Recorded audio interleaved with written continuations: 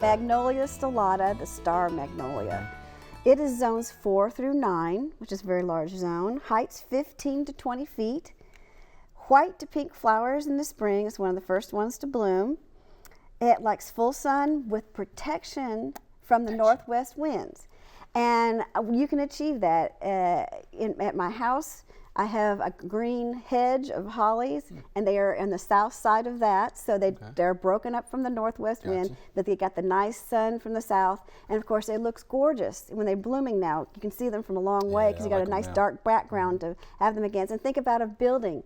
If your house or a brick or a dark color on a house would have these in front of it, the house itself can block the northwest wind, and then you can have it facing south and blooming in front. So very nice. All right.